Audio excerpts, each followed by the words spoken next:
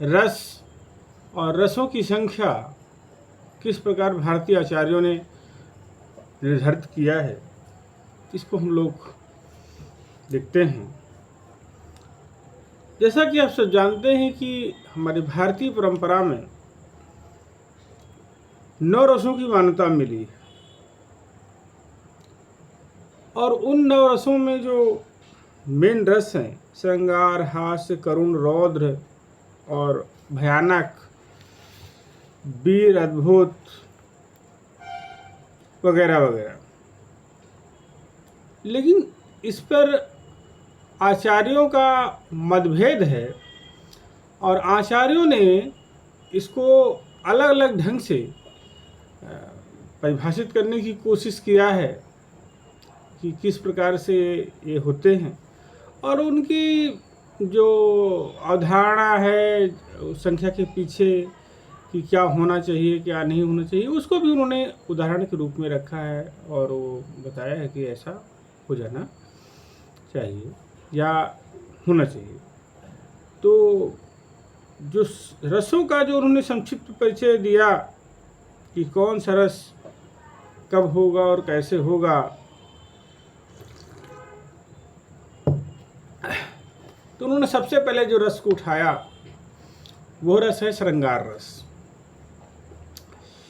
श्रृंगार शब्द की व्युत्पत्ति श्रृंग धन आर से हुई, और श्रृंग शब्द का अर्थ है मथनोध भेद, और आर शब्द का अर्थ है आगम हेतु, यानी काम की लालसा की प्रबल इच्छा।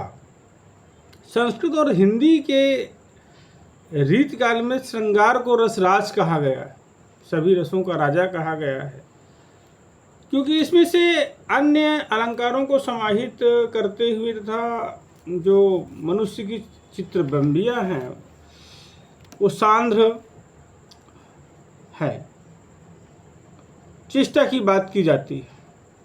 श्रृंगार प्रकाश की रचना करते होती है, और भोजदेव उसमें लिखते हैं कि श्रृंगार का जो समाज में एक प्रभाव है, जो सामाजिक दायरे से उसको ख्याति मिली है, वो अपने इन संदर्भों के कारण मिली है। स्थायी भाव इसका रति है, आलम्बन भाव उत्तम स्वभाव के अनुरूप युवक और युवतियाँ, उद्दीपन, बसंत ऋतु, उपमन, चंद्रिका, नायक, गुणादि का श्रवण, अनुभव में भूपेच, कटाक्ष, नटन, व्यापार आदि को विप्लव से इसकी स्थितियाँ, संचारी भाव में उग्रता, आलस, जुगुप्सा को छोड़ करके शेष 3 संचारी भाव इसमें किसी न किसी रूप में पाए जाते हैं। आचार्यों ने इसके 2 भेद की संचारी भाव के भेद, संयोग विप्लव और विप्लव श्रृंगार के। अब संयोग देखिए कहाँ आता है। संयोग समानता है अवस्था जो नायक और नायिका हैं उनके साथ आ रहा है, और उसमें उनकी कोई ऐसी स्थिति नहीं है जो उसमें वो ना आए। अर्थात कहने के पीछे कारण ये है कि जो स्थितियाँ बन रही हैं साथ में रह करके एक दूसरे के बारे में सोचने के बारे में, जो हमारी क्षमता है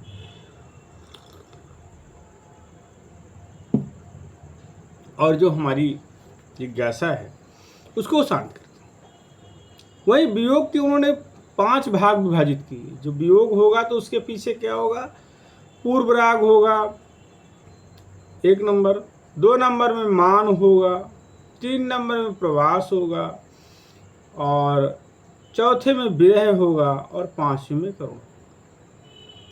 इसको इस तरह समझिए कि जब वियोग श्रृंगार आता है तो उसमें पूर्व राग, पहले का प्रेम, पहले एक दूसरे प्रेम से रहते हैं, एक दूसरे प्रेम को याद करते हैं, नायक नायिका फिर रूठ जाते हैं तो एक दूसरे को मनाते हैं, जब नहीं मनाते हैं तो वो बाहर चला जाता है, प्रवास होने बाहर चला गया, तब उसका विरह उत्पन्न होता है, और जब विरह उत्पन्न होता है तो फिर उसे कर्म की स्थिति आ जाती है।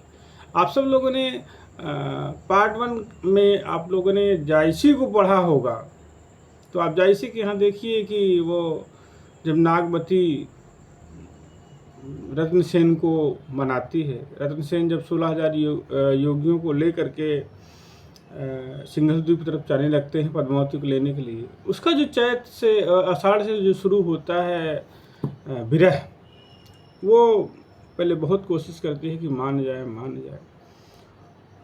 नहीं मानती है, नहीं मानता है, तो फिर आगे बढ़ती है, कोशिश करती है और किसी प्रकार से मान जाए, लेकिन वो मानती नहीं।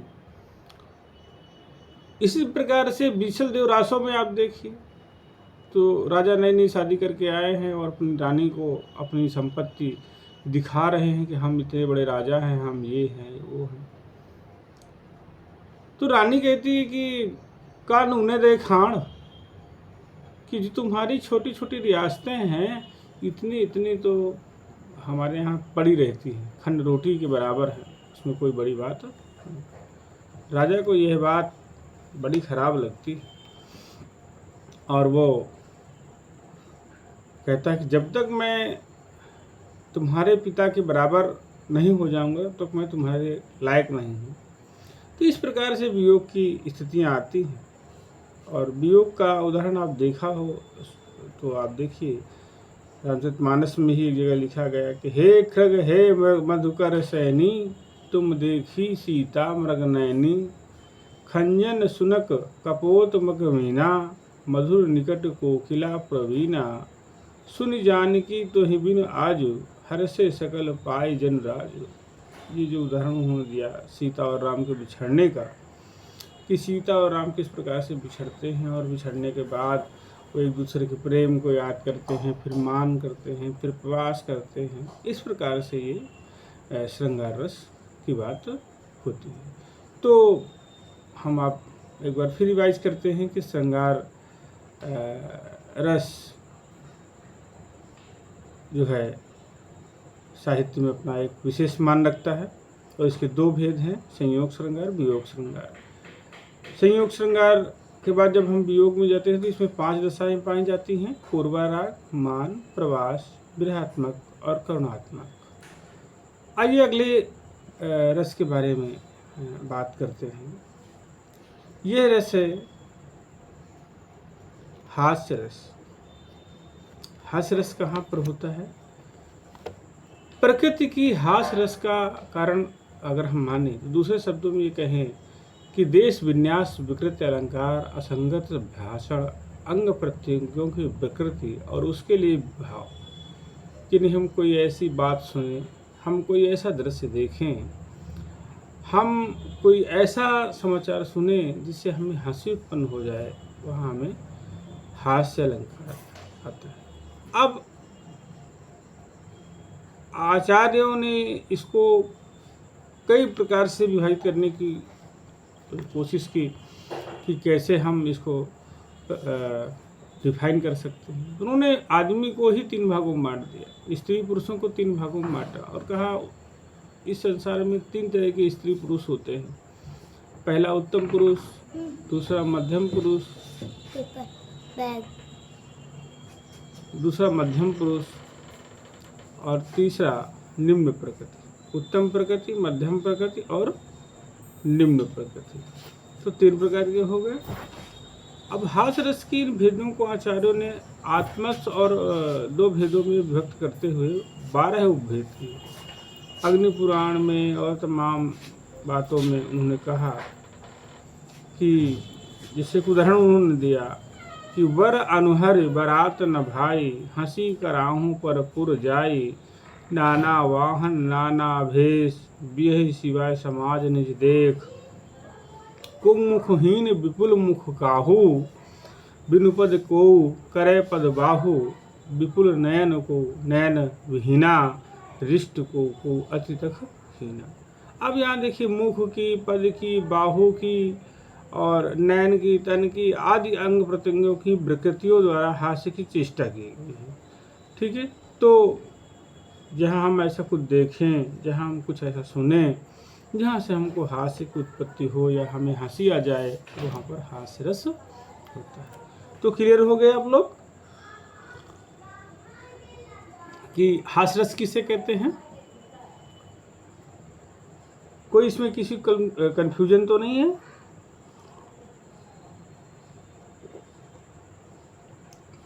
चलिए आगे एक रस है करुण रस। जब हम कोई ऐसी कविता, ऐसा प्रश्न, ऐसा दृश्य देखें कि हमें अंदर से हमारे भाव द्रवित होते हैं, यानी हम उनको सहेज नहीं सकते, समेट नहीं सकते, तो वहाँ एक प्रकार से करुण रस होता है। और शोक इसका स्थायी भाव था। इसका संबंध जो है अपने प्रियजनों के वियोग से, जब वो बाहर चले जाते हैं या कुछ ऐसा कुछ हो जाता है तो वहाँ पर ये उत्पन्न होता है। चिंता से, आवेग से, भय से, मोह से, विषाद से, दीनता से, है ना, अशुभरात से, शोक से, प्रलाप से, तमाम। है ना?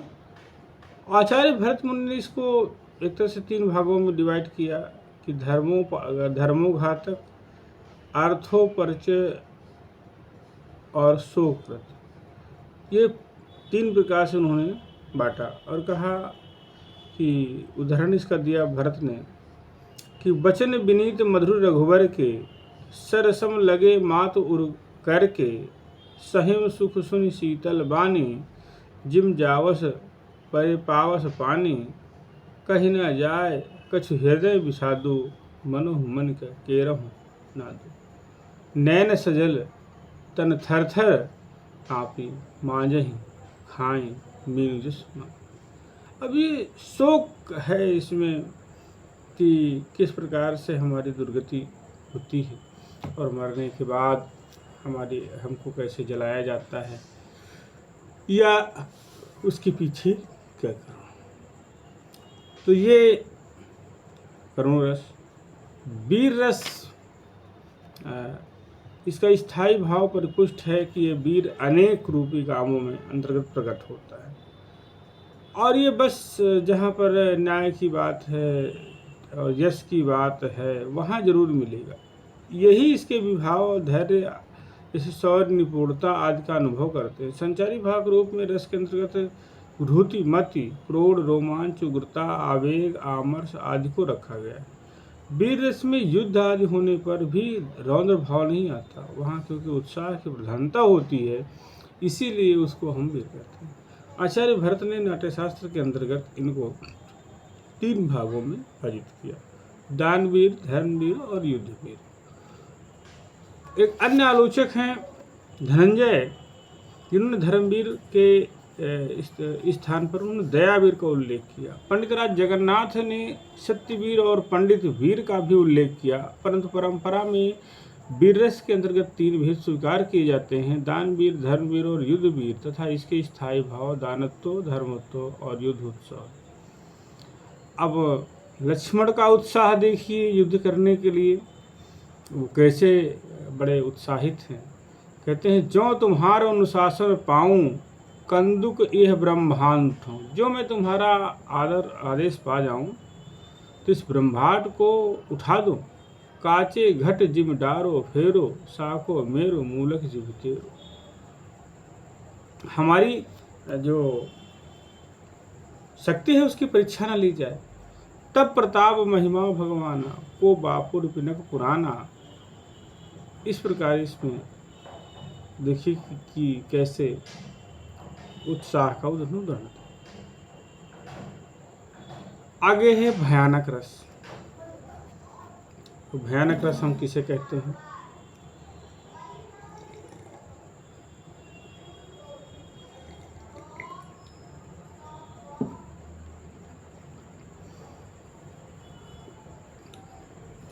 भय स्थायी भाव से पुष्ट रस को भयानक रस कहते हैं। पताका पतन कीर्त दोष भय उत्पादक शब्द युद्ध भूमि निर्जन सन आदि इसके हैं। हाथ पैर में कंपन, शरीर में रोमांच, विवरता, स्वर परिवर्तन अनुभव से स्पष्ट होता है। संचारी भाव के अंतर्गत स्तंभ, श्वेत, रोमांच, कंपन, त्रास, चपलता आदि आते हैं।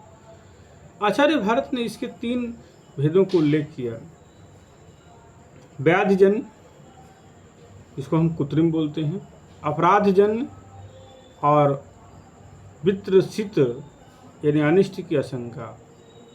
तो आप इसका उदाहरण देखिए। इसकी परिभाषा हम लोग क्लियर कर चुके हैं। भयानक रस का है कि जहाँ पर भय होगा, पतन होगा, है ना, शरीर में कंपन हो जाएगा, वहाँ ये भयानक रस है, हम डरेंगे। उदाहरण उन्होंने क्या दिया, बाहर होई कि देख बहुकिया मोहि आहर दीन जगदीशा आज सब ही कह भक्षण करऊँ दिन पहुँचने अहर बिनु मरऊँ। डरप गीध वचन सुन काना अब न मरण सत्य हम जाना। अब जिसको देख के देखिए कितना भद्दा लग रहा है, कितना डरावना लग रहा है कि युद्ध का माहौल और युद्ध के माहौल के बाद जो है ना, कि जैसे गीध सर पर रुचि रुचि बांधे हो पागा, है ना, हाड़ जरे जिस झूरी लकड़ी, केस जरे जिस तन के कोरी। तो इस प्रकार से इसको। अब आइए विभत्स रस, ये आप सब लोग करते हो, जानते हो। ऐसा नहीं कि हमारे आपके जीवन में प्रतिदिन ये घटनाएं ना घटती हैं, प्रतिदिन घटनाएं घटती हैं। आप कभी ऑब्जर्वेशन करिए अपना, सुबह से लेकर शाम तक। कभी देखिए अपने आप को कि हम कैसे इनके एंगल से आ जा रहे हैं।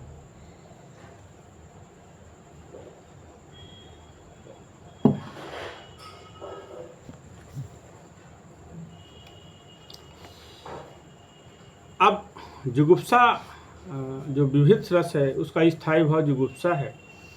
इसके अंतर्गत मलिनता, दुर्गंध, कर्कशता, अरुचिकर और जुगुप्सा प्रधान है। यानी जहाँ पर बदबू हो, जहाँ पर मन मलिन हो जाए, वहाँ पर जुगुप्सा रस। अब ये दो जगह बहुत आता है। युद्ध के बाद जरूर ये प्रकृति होती है, या जैसे कभी कभी आप देखिए कि इस गर्मी चल रही है और गर्मी में कोई आदमी आपके बगल में बैठा हुआ है और ऐसा पसीना बदबू कर रहा है, कह नहीं सकते लेकिन अंदर से घृणा तो होती है। क्यों, ऐसा है या नहीं है ना? तो वहाँ पर ऐसा ही है। अब देखिए इसका उदाहरण देखिए। काक कंक लय भुजा उड़ाई, एक छीनी एक लय खाई, कहाँ रहत भट घायल तट गिरे, जहाँ जहाँ मनहु अर्थ जल परे, खैंचहि गीध आत तट भय, जहु बासी खेलत चितदय। अब देखिए कितना ये विभत्सपूर्ण है। काक कंठ लय भुजा, युद्ध खत्म हो गया है, कोई उसकी भुजा उखाड़ ले गया और एक कोई मान लीजिए कुत्ता है वो भुजा आपकी उठा ले गया और आगे दूसरा कुत्ता मिल गया उससे छीन लिया, जो सबल होगा वो खा रहा है। और कह रहा है कहरत भाट घायल तट गिरे, और जो घायल हुए तट पर गिर गए, जहाँ जहाँ मन हूँ अर्ध जल पड़े। ऐसा लगा ऐसे उसके बॉडी के पार्ट पड़े हुए हैं जैसे लग रहा हो कोई आदमी जगह जगह जल गंगा जल छिड़क के गया हो कि यहाँ पवित्र हो जाए, ऐसे उसके बॉडी के पार्ट्स पड़े हुए। और जो बचे हुए हैं उनकी स्थिति क्या है? खींचे ही गीध आँख तट है, और जो बचे हुए हैं गीध जो है चोंच मारता है, आँख निकाल ले जाता है, दूसरा चोंच मारता है उसकी आँख निकाल ले जा रहा है, आपस में खींच रहे हैं।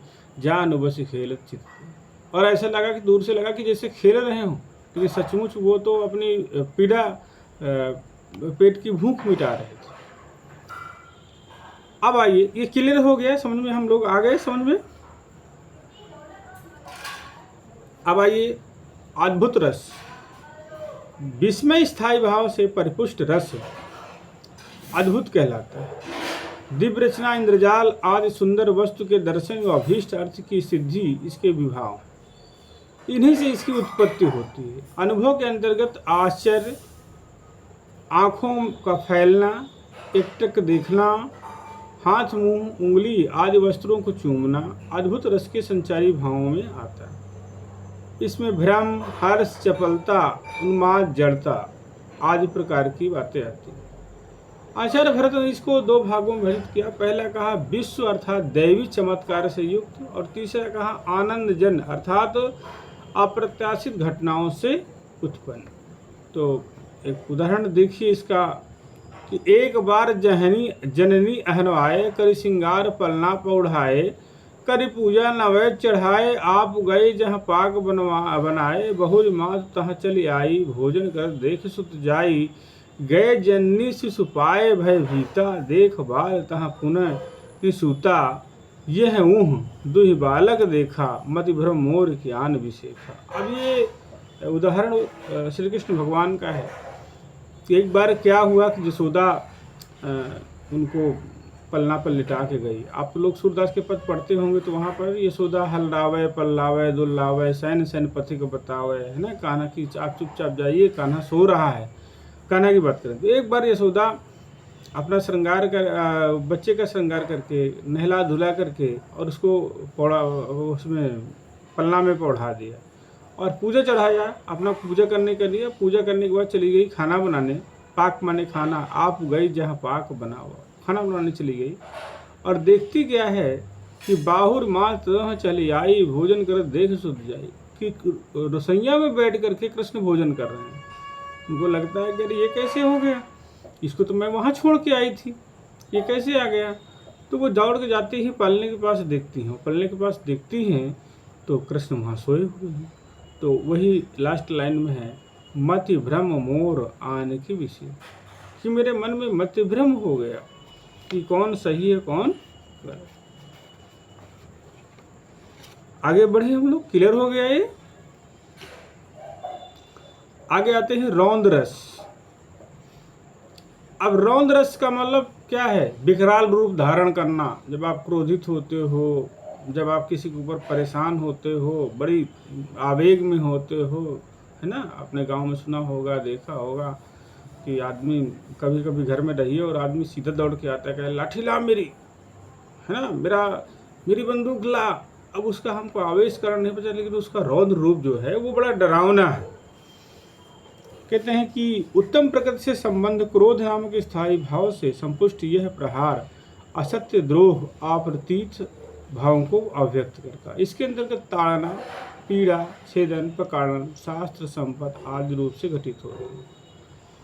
दांतों की कटकटाहट, नेत्रों का अरुण हो जाना, लाल हो जाना, भौहों का बंक हो जाना, कपूरों को फड़फड़ाना, भवें टेढ़ी हो जाएं, आंखें लाल हो जाएं, भौंक हरदम खुले रहें, ये इसके लक्षण हैं।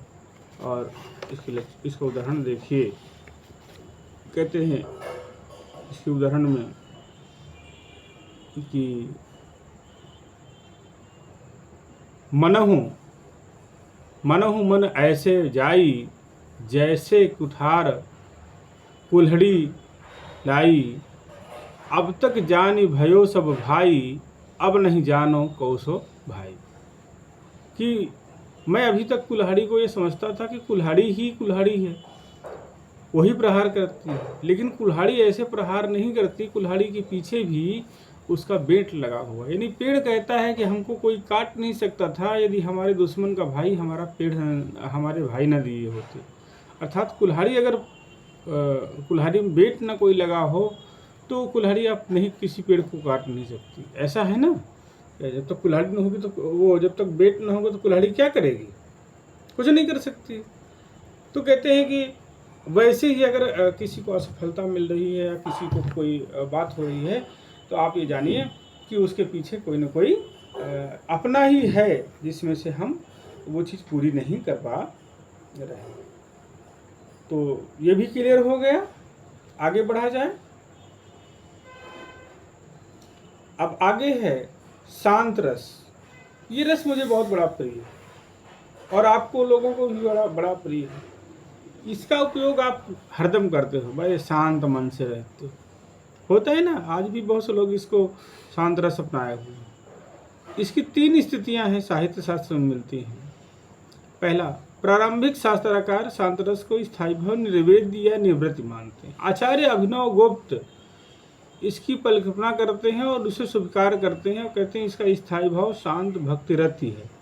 वस्तु तीनों में कोई विरोध नहीं है। धार्मिक मान्यताओं में संबंध होने के कारण इस शांत रस के विविध रूप धार्मिक और उनसे संबंध साहित्य में मिलता है। सामान्यतः स्वीकार किया गया है कि यह मोक्ष का संपादक और तत्व ज्ञान, वैराग, चित्त शुद्धि आदि भावों के रूप में जाना जाता है। यम नियम की धारणा जो आती है, आचार्य अभिनव गुप्त ने इसे शांत रस को महत्व में अभिनव भारती के साथ जोड़ा कि इसको शांत मूल प्रकृति है और इसका स्थायी भाव शांत होना चाहिए, है ना। अब देखिए इसका उदाहरण देखिए।